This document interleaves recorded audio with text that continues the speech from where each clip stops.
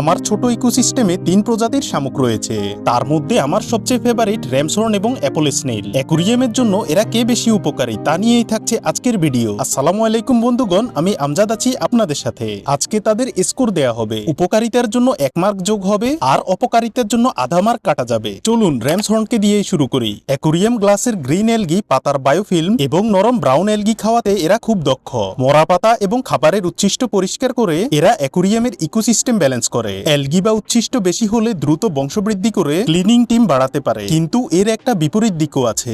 স্নেইলদের অতিরিক্ত বংশবৃদ্ধি অনেক অ্যাকুয়ারিস্ট পছন্দ করেন না। ব্ল্যাক বিয়ার্ড এলগির মতো শক্ত এলগি র্যামসহর্ন খেতে পারে না। তাহলে যোগ বিয়োগ করে র্যামসহর্নের স্কোর দাঁড়ালো 4। এবার অ্যাপল স্নেইলের পালা। আকারে বড় হওয়ায় এরা অনেক বেশি জায়গা জুড়ে পরিষ্কার করতে পারে, যা বড় অ্যাকুরিয়ামের জন্য খুবই হেল্পফুল। নরম এলগি, মাছের লেফটওভার ফুড এবং মরা পাতা খেয়ে অ্যাকুরিয়ামের ইকোসিস্টেম ব্যালেন্সে ভূমিকা রাখে। কিছু প্রজাতি আছে যারা স্যান্ড নাড়াচাড়া করে, ফলে আটকে থাকা ক্ষতিকর গ্যাস সহজেই বেরিয়ে যেতে পারে। চলুন এবার উল্টো দিক দেখি। অ্যাপল স্নেইলের কিছু প্রজাতি জীবিত গাছ খায়, তাই অবশ্যই বাছাই করে নেবেন। আকারে বড় হওয়ায় ওয়েস্ট তৈরি করে বেশি, ধীর গতির, তাই সব জায়গার অ্যালগি পরিষ্কার করতে পারে না। ট্যাঙ্কের বাইরে ডিম পাড়ে, তাই অ্যাপল স্নেইল থাকলে অ্যাকুরিয়ামে ঢাকনা ব্যবহার করা ভালো। তাহলে অঙ্ক কষে অ্যাপলদের স্কোর দাঁড়ালো 3। তবে আমার অভিমত এই মার্ক তাদের উপকারিতাকে আইডেন্টিফাই করে না, কারণ দুজনেই নিজ নিজ জায়গায় অনন্য। কারো সাথে কারো তুলনা হয় না। আমার কাছে দুজনেই প্রিয়। আপনাদের কাকে ভালো লাগে কমেন্টে জানান। ভিডিওটি ভালো লাগলে সাবস্ক্রাইব করে পাশে থাকুন।